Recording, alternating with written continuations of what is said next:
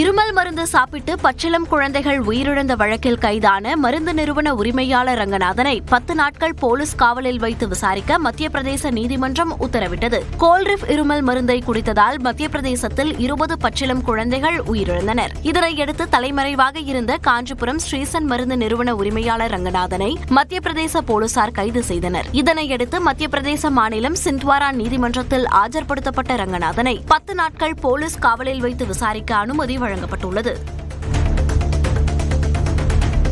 தஞ்சை மருத்துவக் கல்லூரி மருத்துவமனையில் யாரும் உரிமை கோராமல் இருந்த 13 உடல்களை காவல்துறையினர் நல்லடக்கம் செய்தனர். ஆதரவற்ற நிலையில் இருந்த 11 ஆண் மற்றும் 2 பெண்ணின் உடல்களை உரிய மரியாதையுடன் அடக்கம் செய்தனர்.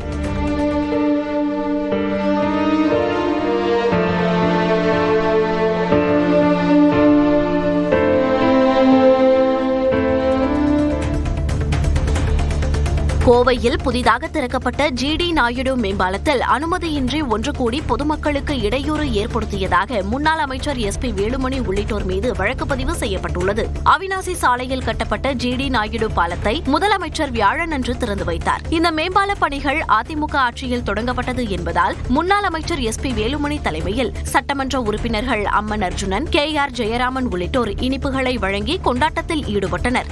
உரிய அனுமதியின்றி பொதுமக்களுக்கு இடையூறு ஏற்படுத்தியதாக 400க்கும் மேற்பட்டோர் மீது வழக்கு பதிவு செய்யப்பட்டுள்ளது.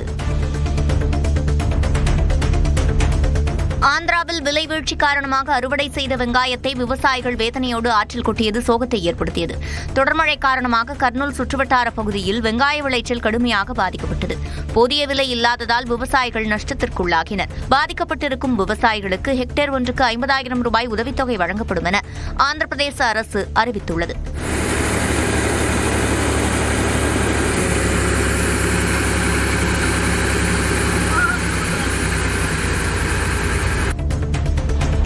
கொடைக்கானல் வனப்பகுதிகளில் பெய்த கனமழையால் சோத்துப்பாறை அணையின் நீர்மட்டம் ஒரே நாளில் 5 அடி உயர்ந்து 72 அடியை கடந்தது.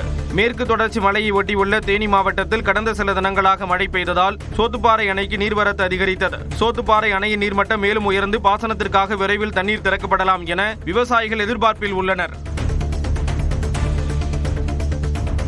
தருமபுரி மாவட்டம் பாலக்கோடு அருகே பஞ்சப்பள்ளியில் சின்னாறு அணை நிரம்ப உள்ளதால் உபரி நீர் திறக்கப்பட்டது. 50 அடி உயரம் கொண்ட அணையின் நீர்மட்டம் 46 அடியை எட்டியது. இந்நிலையில் அணைக்கு வினாடிக்கு 900 கன அடி நீர்வரத்து உள்ளதால் அணையில் இருந்து வினாடிக்கு 70 கன அடி நீர் வெளியேற்றப்படுகிறது. நீர் வெளியேற்றம் அதிகரிக்கப்படலாம் என்பதால் அப்பகுதி மக்களுக்கு வெள்ள அபாய எச்சரிக்கை விடுக்கப்பட்டுள்ளது. நாகை அருகே காரைக்குடியில் ஆக்கிரமிப்பு இடத்தில் கட்டிய வீட்டை இடிக்க பெண் எதிர்ப்பு தெரிவித்து ஆர்ப்பாட்டத்தில் ஈடுபட்டதால் பரபரப்பு நிலவியது. திருக்குவளை கோவிலுக்கு சொந்தமான இடத்தில் உள்ள ஆக்கிரமிப்புகளை நீதிமன்ற உத்தரவுப்படி அதிகாரிகள் இடிக்க முயன்றனர். அப்போது பெண் ஒருவர் JCBயை பிடித்துக் கொண்டு போராடினார்.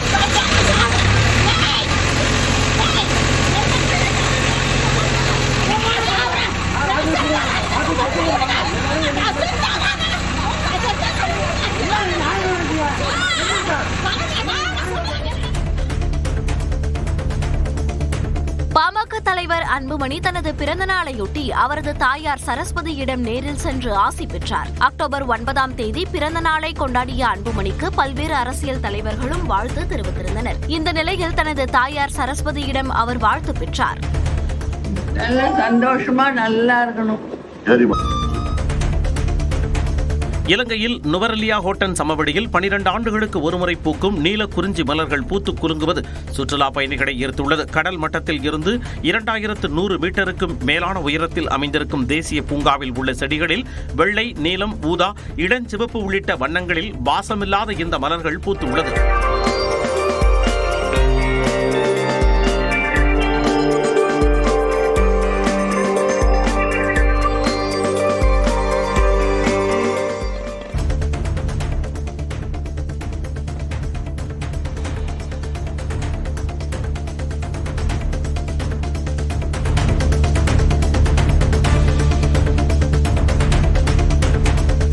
சபரிமலை சபரிமலை ஐயப்பன் கோயிலில் துவாரபாலகர் சிலைகளில் தங்கம் திருடு போனது குறித்து 6 வாரங்களில் விசாரித்து அறிக்கை அளிக்க சிறப்பு புலனாய்வு குழுவுக்கு கேரள உயர்நீதிமன்றம் உத்தரவிட்டுள்ளது. சபரிமலை கோயிலில் உள்ள 2 துவாரபாலகர் சிலைகளிலிருந்து சுமார் 4.5 கிலோ தங்கம் மாயமானதாக புகார் எழுந்தது.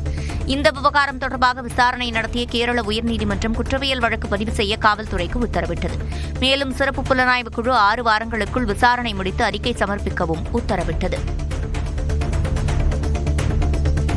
கல்பாக்கம் அருகே கடந்த 2006ஆம் ஆண்டு தொண்டு நிறுவனம் மூலம் கட்டப்பட்ட குடியிருப்பில் உள்ள மேற்கூரை இடிந்து விழுந்ததில் மூதாட்டி காயமடைந்தார். செங்கல்பட்டு மாவட்டம் கல்பாக்கத்தை அடுத்த வயலூர் ஊராட்சிக்குட்பட்ட காரத்திட்டு பகுதியில் சுனாமியால் பாதிக்கப்பட்டவர்களுக்காக கடந்த 2006ஆம் ஆண்டு 36 குடியிருப்புகள் கட்டப்பட்டன. ஆனால் முறையாக பராமரிப்பு இல்லாத காரணத்தினால் அவ்வப்போது வீடுகளின் மேற்கூரை பெயர்ந்து விழுகிறது. அண்மையில் கண்ணம்மா என்பவரது வீட்டின் மேற்கூரை இடிந்து விழுந்தபோது கண்ணம்மாவிற்கு தலையில் காயம் ஏற்பட்டு மருத்துவமனையில் அனுமதிக்கப்பட்டார். எனவே விரைவாக பராமரிப்பு பணிகளை மேற்கொள்ள அப்பகுதி மக்கள் கோரிக்கை வைத்துள்ளனர். திருப்பூரில் முறையாக ஊதியம் வழங்கப்படவில்லை என மாநகராட்சி தூய்மைப் பணியாளர்கள் வேலைநிறுத்த போராட்டத்தில் ஈடுபட்டு வருவதால் மாநகரில் குப்பைகள் தேங்கும் அபாயம் ஏற்பட்டுள்ளது. 60 வார்டுகளில் தினசரி சேகரிக்கப்படும் 700 டன் குப்பைகளை அகற்ற தனியார் நிறுவனத்திற்கு ஒப்பந்தம் வழங்கப்பட்டு ஏராளமான தூய்மைப் பணியாளர்கள் பணியாற்றி வரும் நிலையில் இவர்களில் பலருக்கு முறையான ஊதியம் வழங்கப்படவில்லை என புகார் எழுந்தது. தீபாவளிக்கான போனஸ் குறித்தும் எந்தவித பேச்சுவார்த்தையும் நடத்தப்படவில்லை என கூறி 2வது நாளாக வேலைநிறுத்த போராட்டத்தில் ஈடுபட்டனர். உதகை அரசு மருத்துவமனை வளாகத்தில் கழிவுநீர் தொட்டியில் விழுந்த எருமையை தீயணைப்புத் துறையினர் நீண்ட நேரம் போராடி உயிருடன் மீட்டனர். உதகை அரசு மருத்துவக் கல்லூரி மருத்துவமனை வளாகத்தில் மேய்ச்சலில் ஈடுபட்டிருந்த எருமை திடீரென கழிவுநீர் தொட்டியில் தவறி விழுந்தது. சத்தத்தை கேட்ட மருத்துவமனை ஊழியர்களை உடனடியாக தீயணைப்புத் துறையினருக்கு தகவல் தெரிவித்த நிலையில் பாதுகாப்பாக மீட்கப்பட்டது. திருவண்ணாமலை மாவட்டம் ஆரணியில் தொடர் கனமழை காரணமாக கமண்டல நாகநதி ஆற்றில் வெள்ளப்பெருக்கு பாய்ந்தோடுகிறது. இதனை பொதுமக்கள் ஆர்வத்துடன் கண்டுகளித்து செல்கின்றனர்.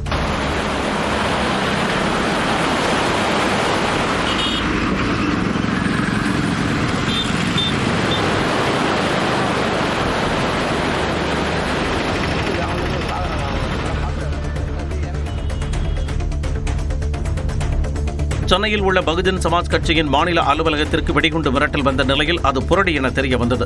பல்லாவரம் கண்டோன்மெண்ட் பகுதியில் செயல்பட்டு வரும் அலுவலகத்தில் குண்டு வைக்கப்பட்டுள்ளதாக தாம்பரம் காவல் ஆணையர் அலுவலகத்திற்கு தொலைபேசி மூலம் அழைப்பு விடுத்த நபர் மிரட்டல் விடுத்தார். வெடிகுண்டு நிபுணர்கள் சோதனை நடத்திய நிலையில் அது புரடி என தெரிய வந்தது. சென்னை பூந்தமல்லி அருகே காட்டுப்பாக்கத்தில் நாயை சாக்குப்பையில் மூட்டை கட்டி சாலையில் வீசிய நபர் கைது செய்யப்பட்டார். முருகேசன் என்ற நபர் சாக்குப்பையில் நாய் ஒன்றை மூட்டை கட்டி சாலையில் வீசிச் சென்றார். நாய் உயிரிழந்தது தொடர்பாக விசாரணை நடைபெற்று வந்த நிலையில் அந்த நபர் கைது செய்யப்பட்டார். வேலூர் மாவட்டம் எருகம்பட்டு கிராமத்தில் ஆற்றில் வெள்ளப்பெருக்கின் இடையே தீயணைப்பு மீட்புத் துறையினர் உதவியுடன் கிராம மக்கள் சடலத்தை சுமந்து சென்றனர்.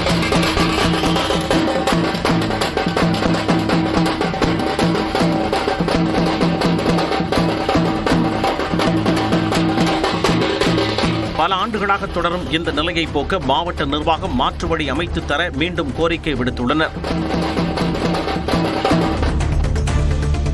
கொடைக்கானல் மற்றும் அதன் சுற்றுவட்டார பகுதிகளில் 1 மணி நேரத்திற்கு மேலாக பெய்த மிதமான மழை கொடுமையை அதிகரித்தது. மலைப்பகுதியில் காலை முதல் மிதமான வெப்பம் நிலவிய நிலையில் பிற்பகலில் அடர்ந்த பனிமூட்டம் நிலவியது. தொடர்ந்து அப்சர்வேட்டரி, ஏரிச்சாலை, குறிஞ்சிநகர், பாம்பார்புரம், வட்டக்கானல், ஆனந்தகிரி, கல்லறைமேடு உள்ளிட்ட பகுதிகளில் மழை கொட்டியது.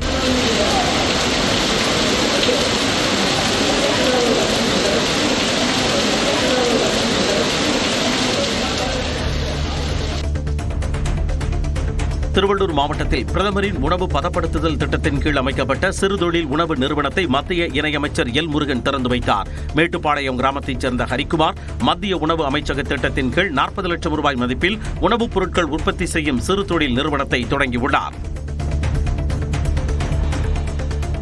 நாகை அருகே ஆழ்கடலில் மீன்பிடித்துக் கொண்டிருந்த போது மீனவர் ஒருவர் மயங்கி விழுந்து உயிரிழந்தார். நம்பியார் நகரைச் சேர்ந்த 52 வயதான வீரையன் தனக்கு சொந்தமான ஃபைபர் படகில் 4 மீனவர்களுடன் மீன்பிடிக்க ஆழ்கடலுக்கு சென்றார். கரை திரும்பும் போது வீரையனுக்கு திடீரென மயக்கம் ஏற்பட்டு படகில் இருந்து தவறி கடலில் விழுந்தார். தண்ணீரில் தத்தளித்த அவரை சக மீனவர்கள் மீட்ட நிலையில் மருத்துவமனைக்கு செல்வதற்குள் அவர் உயிரிழந்தார்.